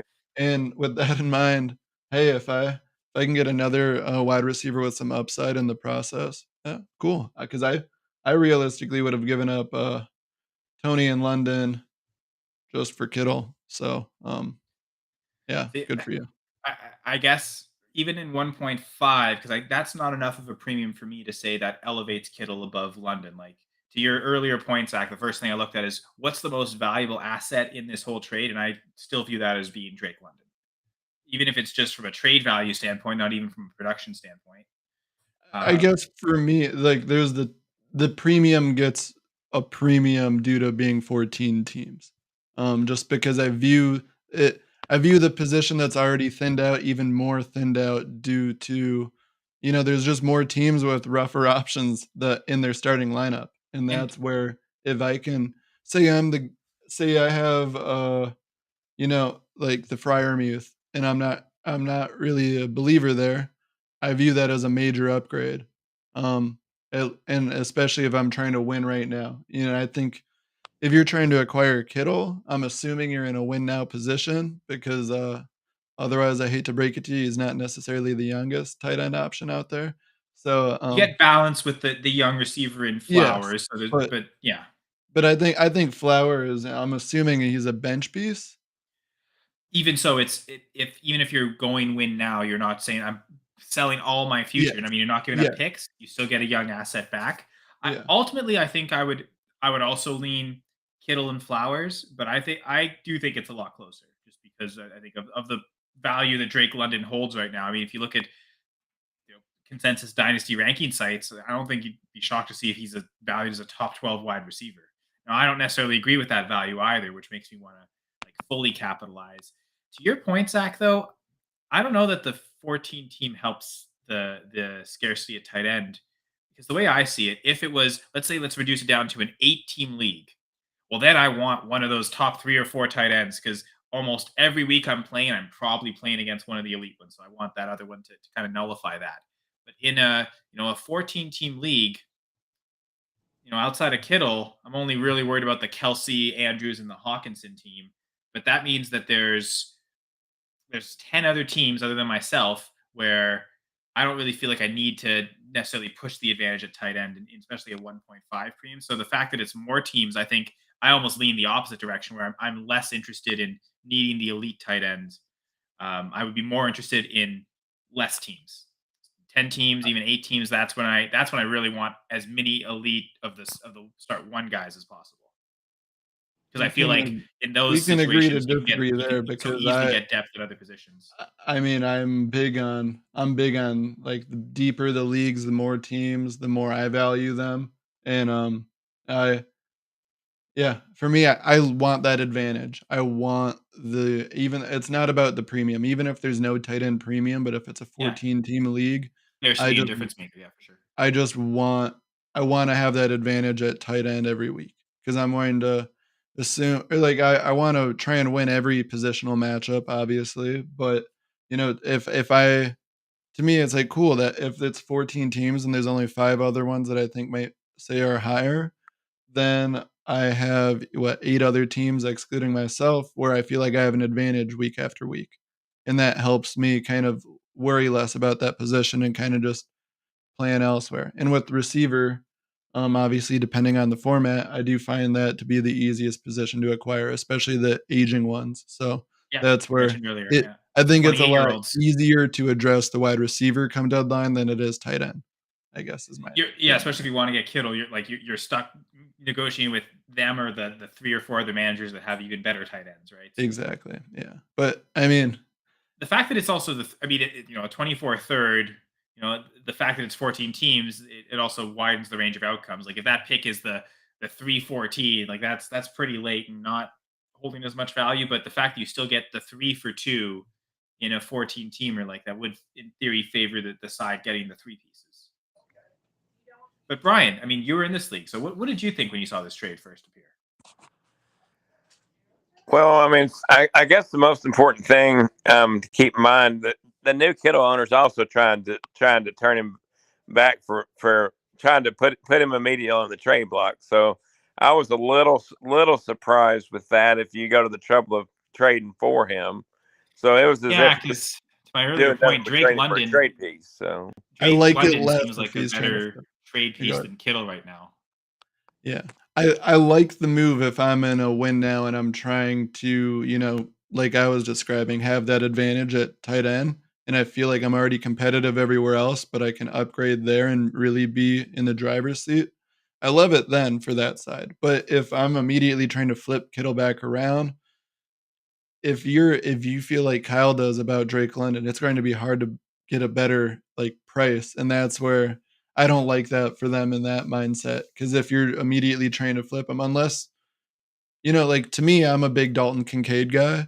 Like if I could use Kittle to turn around and get Kincaid, then yeah, but that's gonna be a tough push because usually the Kincaid owner or like wise assets already believe in them and want to hold on and see. So that's where I I've think seen some site that guy's rankings hurting where himself. Kincaid is higher than Kittle, which I Same. don't quite understand. But I mean, I still have Kittle ahead of Pitts in my dynasty rankings, so that tells you everything you need to know about how much I love.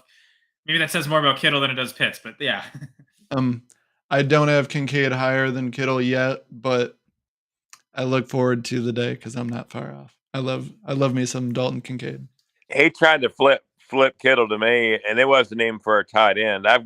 I don't mind my tight end option. I've got Dulcich as my young tight end, and I think he's pretty decent. But he wasn't even trying to get a tight end back, so I didn't really understand the whole purpose of the trade, to be perfectly honest. But Yeah, I can't say I do after you've explained they're negotiating directly afterwards. It made more sense when I just had it just purely the trade, not all the aftermath. It's to your point, exactly, Zach, earlier, right? The premium, it seemed like, okay, what's the best thing I can get for Drake London? It's to tear down at Flowers and I get a tight end thrown in. But then to just go and try and flip that tight end afterwards, again, it still feels like if the point was to maximize value, this maybe wasn't the best way to sell Drake London.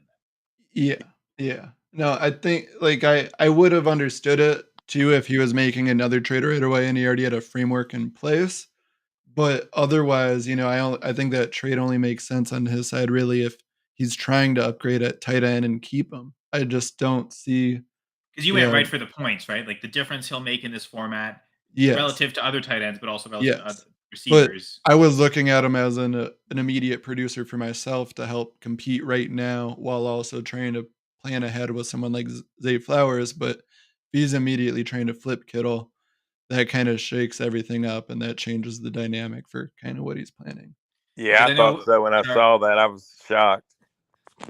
It just doesn't seem like Kittle's got great value. Coming off a career high in touchdowns, looks like he's got great connection with Brock Purdy. Brock Purdy's expected to start. Like everything should be lining up for Kittle, but it seems like his value just has been dropping since the season. So On the theme of a 14 team and talking about Kittle, I wanted if you're okay, Kyle, with me mentioning another one of my yeah, I trades. was gonna give you a chance to give one more. So yeah, whatever Cool. trade you'd like No, to I talk wanted about. to do my Jerry Judy. I gave up Jerry Judy and Michael Pittman, and in return I got Tyreek Hill. I like Judy. I think with the Sean Payton offense and Russell Wilson, hopefully in a better year, there's a lot of reason to be excited.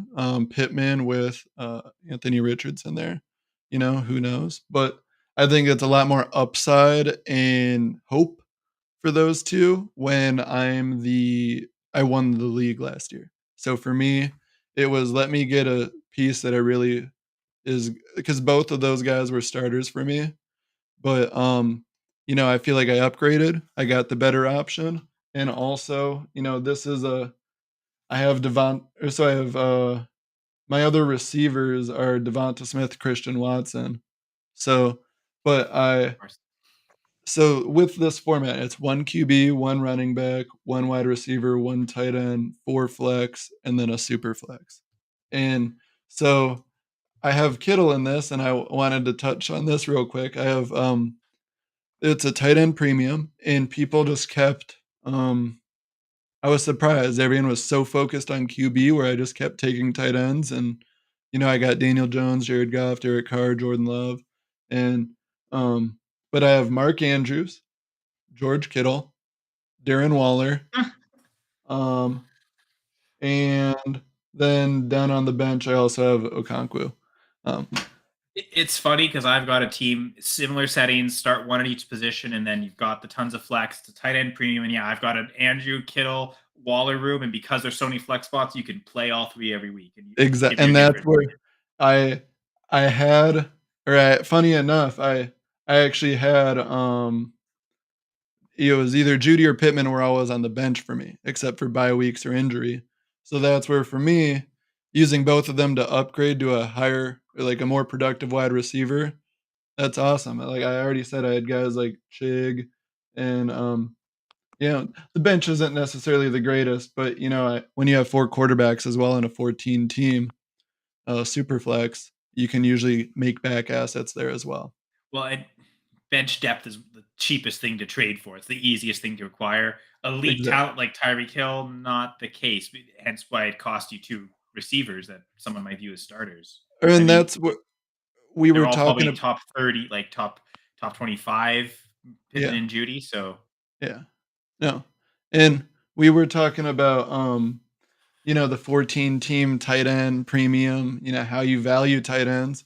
What I like about it is I have 3 of the top 5 in my books. Waller, Kittle, Andrew, and that's where, with taking them in the startup, I feel that I'm really holding everyone by the balls, where it's like, if you don't want to pay the premium to get an elite tight end, have fun with a very mediocre tight end.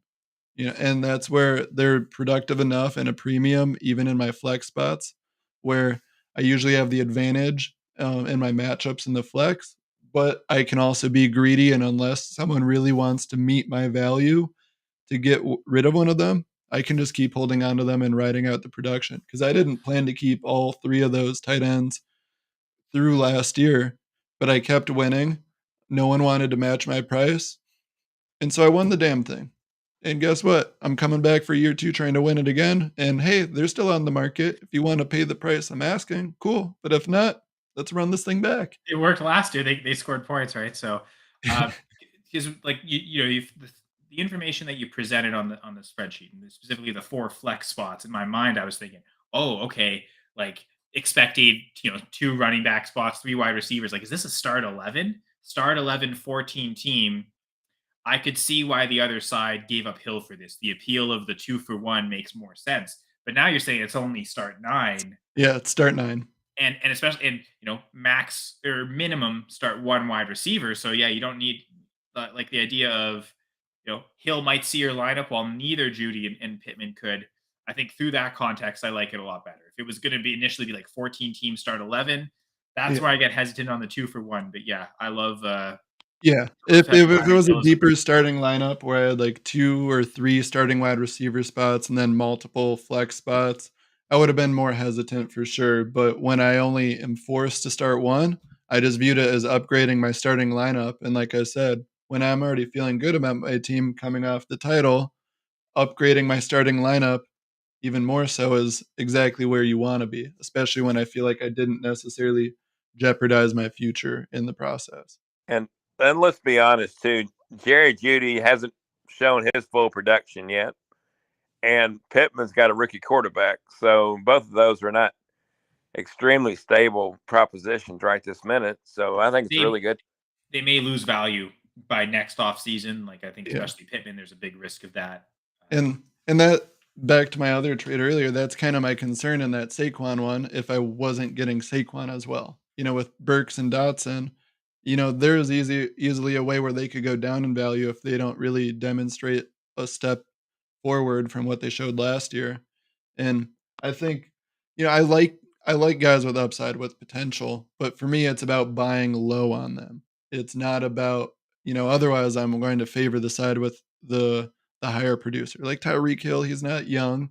I'm concerned a little bit about Tua's concussions, but at the same time, Tyreek is still Tyreek either way. And that's where it's like, okay, I know what I'm getting there. And if he has a disappointing few weeks, I can easily flip him for a lot still, if I jump on it fairly quick and I don't wait a year or 2. While those other guys, if Judy or Pittman are really struggling, if few weeks in, I wouldn't have been able to get someone like Tyreek. I would have had to offer other stuff as well. Yeah, for sure.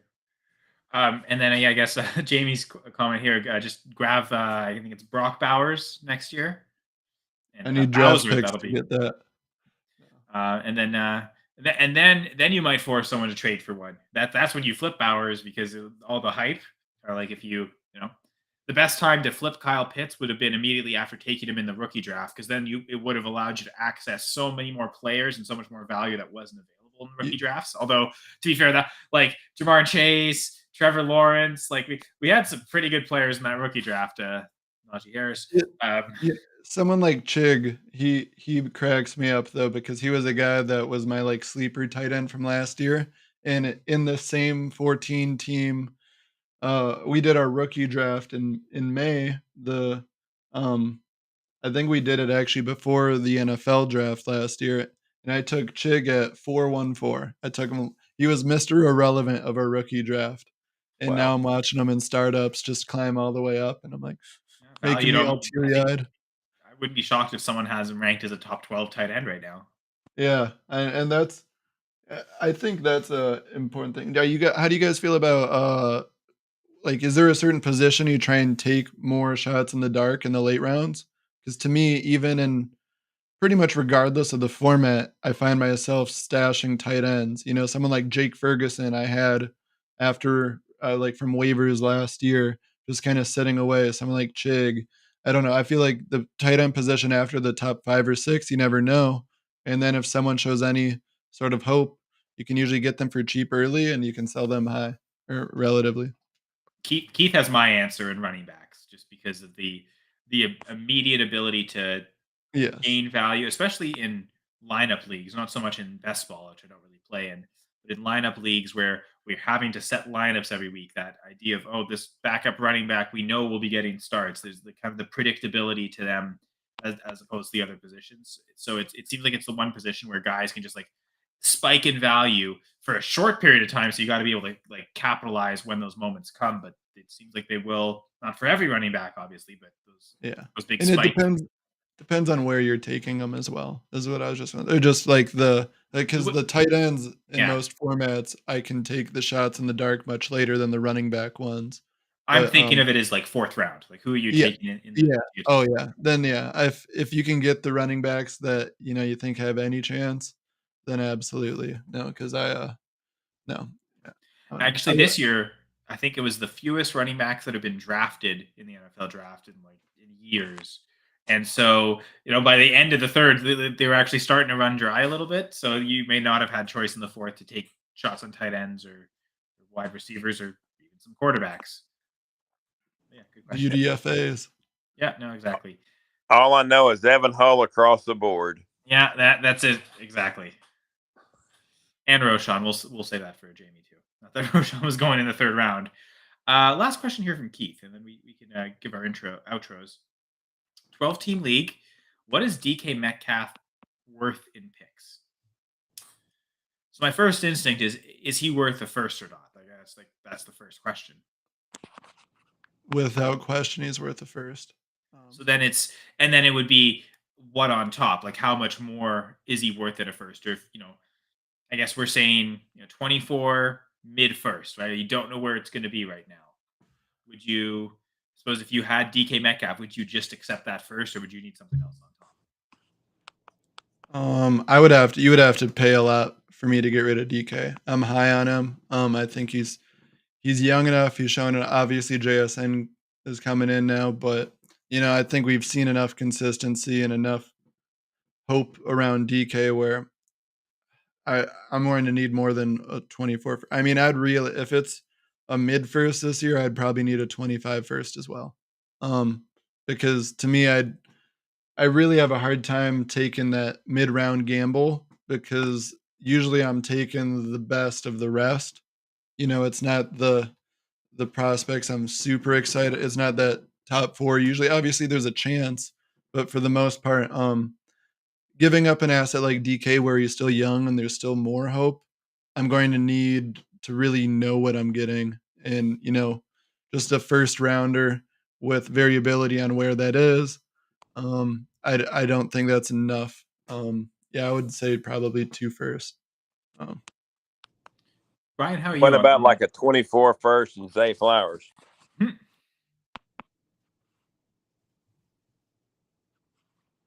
No. I'm not a Zay Flowers guy though. That's where it's like if I've been kind of trying like say if it was Dalton Kincaid in a 24 first, yes.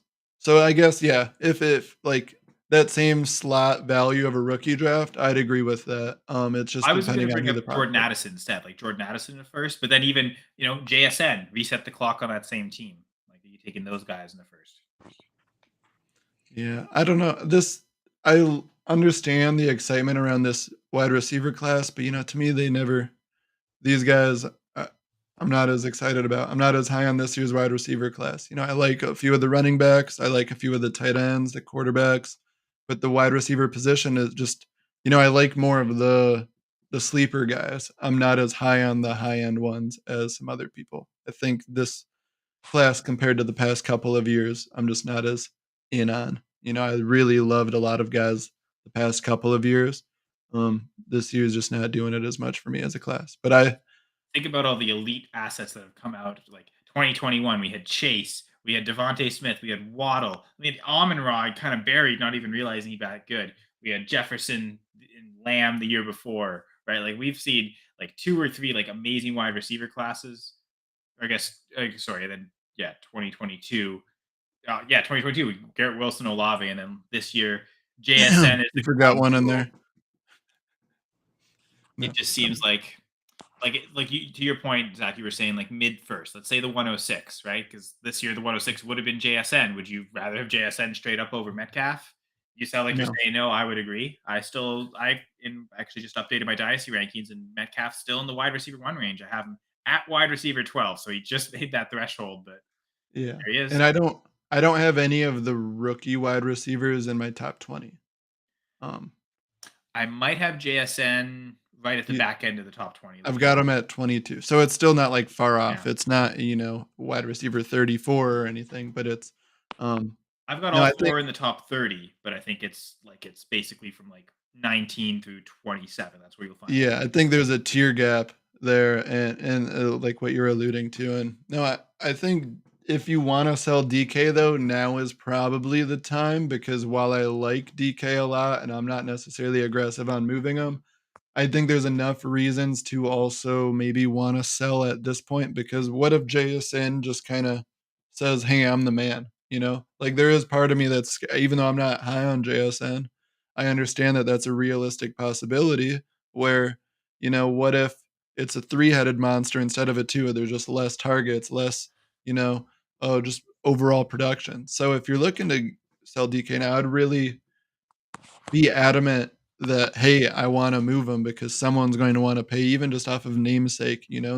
He's one of those guys that just kind of always has a lot of hype, regardless. So I think that's where I would if you're looking to sell him, I'd do it now.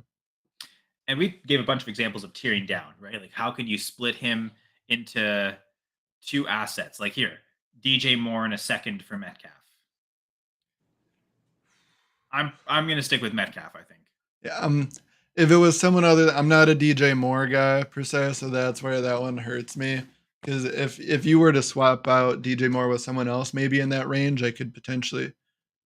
I would actually still say I'd need a first.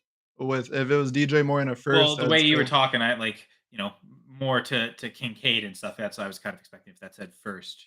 Yeah, no, because I think you can really get someone to pay a premium with DK. It's like what I was talking with my Tyreek trade, where someone could view that as a major upgrade in their starting lineup, while some of those other younger options, there's just more of the hope, and you're less dependent on it right now. So I think DK uh, definitely has more of a market value. So I think you could. I think 2 first is something you could get for him.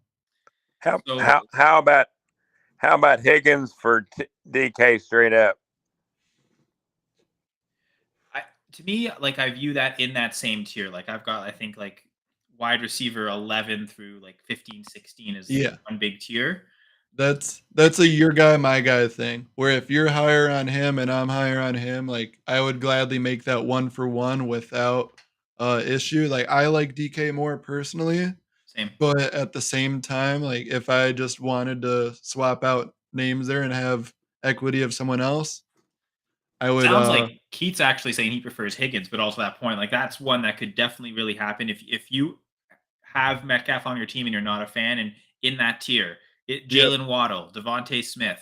I've got Chris Yeah. Olave in that tier, and I think Like maybe right now you'd probably have like to add to Metcalf to get Olave. So that's maybe not the best L example, I but would say, like, but yeah, like Devonta Smith. I'm higher on Smith than DK right now. So that's where for me, if you offered me Smith straight up for DK and say you had JSN and you wanted the stack or something, like I would gladly just do a straight up there, where I feel like we'd both feel as if we won the trade or that we're content with the value there. we've done all the ranges, right? Like DK tearing down, DK at kind of like equal value. Like what are some of the players? And that's if you do like go to your league and what's okay. Is the Waddle manager going to do him straight up? No. Is the Smith manager going to do it? Maybe. And then like you just figure out like who in your league really likes Metcalf and has the ammunition to do it. I'm in the works on moving DK in a league, packaging him to get Jamar. And Um, that was great transition, Zach, because that was the one last thing. Can you go up from Metcalf? So like yep. what are you kind of expecting to have to pay on top of DK to get Chase? I view it like you're a Monroe trade. Like where I'm going to have to give up a 24 first. I'm going to probably have to give up um A third piece on top of it. it depends on if it's, JJ or Jamar or any of the other guys. Like I like AJ Brown a lot, I like Garrett Wilson a lot, like Monroe a lot, but I still don't it's a top 2 in everyone else for me. Yeah. So And you're that's probably having where to pay a big different price to get Chase than exactly. So if get I'm AJ Brown. going for Justin Jefferson, then yeah, I would do that Christian Kirk 24 first and DK kind of kind of deal. I think it's in that same range. I think you'd still probably have to give up a little bit more just because Amonra definitely has he's just more valuable right now. And I think from that standpoint, I wouldn't I would gladly give up whatever I needed to with DK to make that buyer happy if I was upgrading and I felt like upgrading from DK to a Jamar or a Justin Jefferson was going to help me win the league, I would pay whatever price I needed to upgrade from that. Funny, you mentioned DK's college teammate AJ Brown. That was the one name that stuck out to me. If Chase and Jefferson are so unattainable, AJ Brown's probably the next guy. Where what are you willing to add to DK to get them? Like DK to first to get AJ Brown? Is that too much to give up to get Brown? No, no, no. I mean, It's again, it's like I probably what said, has to happen to get done because DK to if I'm second probably isn't getting you AJ Brown. if I'm making that move where I'm looking to upgrade like that, I'm going to assume I'm in a spot where I can contend. And with that in mind, then I would have no issue giving up DK and 2 first to move up to AJ Brown. I know that's a lot, but if I feel like I'm going to be one of those contenders, I'm viewing my first as a late first. And right off the bat, I think that really devalues one of those picks. And is that another future first from another year, or is that someone else's first? Then obviously that's where it varies. But I would have no issue giving up 2 first and DK for an AJ Brown. And if you even overload that side to the point where can you get a second piece, like do the DK two first, do the three, but get a second piece back and do the three Yep, first just to balance out whether it's a second round pick or just another starter. You're either A, absolutely. you're not giving up too much equity, or B, you're actually getting two pieces you can put in your lineup. No, I agree with that. I like that a lot. Second piece isn't in your lineup every week, but if you can get usable weeks out of them. But something that can be an asset. It's just something that I can use in a trade or I can use in bye weeks or injury. It doesn't need to be a major contributor always, but just something that I at least don't have to give a hard sell to someone if I'm trying to include them in a trade as some sort of value or asset that they're getting. If you get a third, you can maybe just buy a spot starter, like a 1 or 2 week guy that everyone knows is just a 1 or 2 week guy. But there's points to be had in those weeks. So, those guys Yep. usually can be had for thirds pretty regularly because those are the assets that fantasy managers don't want. But especially if you're a rebuilding team, like those are the guys I want off my roster. So again, motivated sellers. Sometimes you don't find those motivated sellers right now. You might at other times of year. Awesome. Brian, any final comments on this DK Metcalf talk? No final comments for me. DK is definitely one of those polarizing figures right now. I think with Jackson coming in, and we'll just see where he's at. And the forgotten man seems to be Tyler Lockett in drafts right now. So. Always a value every year, regardless of everything else. Old Exactly, reliable. but he seems to be drafted even further and further. Like, for instance, if you go on Underdog and look at the best ball drafts to see how he's like significantly behind JSN, even in single season formats, right? Like redraft, like non-dynasty, like again, the Underdog best ball formats, which if you haven't signed up yet for Underdog, you can do so using our promo code GF2 or scanning the QR code. Totally forgot to do this ad earlier. But yes, and doing so using this promo code or scanning the QR code will give you a double deposit match up to $100. So let's say you max out and put that $100 in as your first initial deposit on Underdog. Well, again, using this QR code, if you do that, you insert the promo code first and then put that deposit in, they will actually double it and give you an extra 100. So you'll have 200 in your account to use on best ball drafting, for instance. So you can take Tyler Lockett really late. It's such a good value. And yes, so appreciate Underdog for that. And I appreciate Zach for joining us here. Would you like to let people know where they can find and follow you? You can find me on Twitter at Behind the Zach. Otherwise, you can find me bouncing around the Going for Two network. And then come in season time, I will be hosting the Sunday morning pregame show. But thank you for having me. It was good to be back. Missed you guys. Good to see you again, Brian. Good to see you, Kyle. Yeah, thanks, You Zach. too, Zach. Yeah, figuring out who's going to bring on the guests. I went back. Okay, what episode list this year? Who did we bring on? And I was okay. Yeah, we've got a couple guys on twice, and I realized, we brought on Zach like way before rookie drafts. Like playoffs had barely ended for NFL. Like we barely done the Chiefs victory parade after their Super Bowl, and yeah, that's when we brought Zach on. So I figured it was about time. You were due. I was due. It was time to get off the pickleball court and jump on the show again. Pickleball, is that quite a gambit to play that, or no risk sport? Yes and no. It depends on who you ask. Depends on very situational. There's definitely some gambit there. Okay, so have you ever been in like a tough situation playing pickleball? Like you were really in quite a pickle? I'm always in a pickle. Okay. Don't be too sour.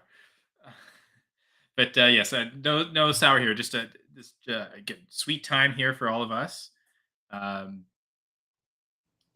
Jamie's saying awesome show, and he watches enough shows, so he's got a good judge on what's a good show or not. So appreciate that, Jamie. Brian, is there anything you want to plug to the listeners and viewers? Well, first of all, if you can figure out the app, whether it's Twitter or X or whatever it's called, you can find me at VandyGrad92. And I'll have a lot of upcoming podcasts here with Going for Two, but also for frequency's sake, as we're heading into the fall, DFS shows and all kinds of fun stuff with Sunday live streams. So it's going to be a lot of fun times coming up.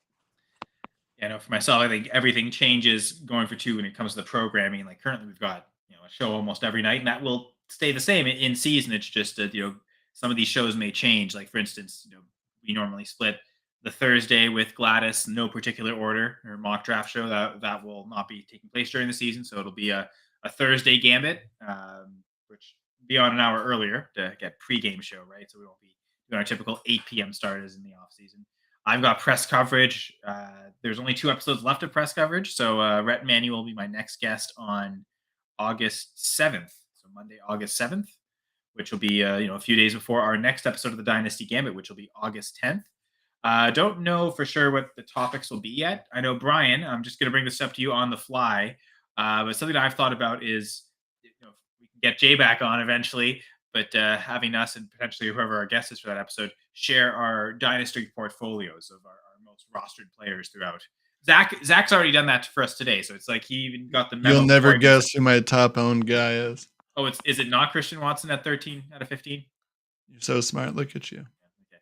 See, I was listening. So Zach's already contributed to that. So I guess maybe that is what we're going to do in 2 weeks. So thanks, Zach, for sharing the Christian Watson, even though that shouldn't have been news for anyone. I have a 3-way tie between Goff, Jones, and Jordan Love for number 2 in equity. So so one of us believes in J-Lo. One of us. Together on that one team, too. We have all of them. Pretty much all of them. I would actually imagine there's probably a few teams where you have all of them. So, yeah. All right. Well, yeah. So this was another great episode of the Dynasty Gambit. Thank you, Zach, Brian. So glad to have you back as my co-host. This was awesome.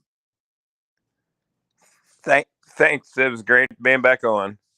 And of course, thanks everyone in the chat. Scampers scampered his way in there. Gerson was in for a bit. We had Keith and we had Jamie. The Cleveland connoisseur and Dynasty Jacks just jacking up our chat with a bunch of comments, and we love it. All the questions, all the talk. Again, subscribe to the Going for Two YouTube page if you want to interact with us on the next episode of the Dynasty Gambit. Bye for now.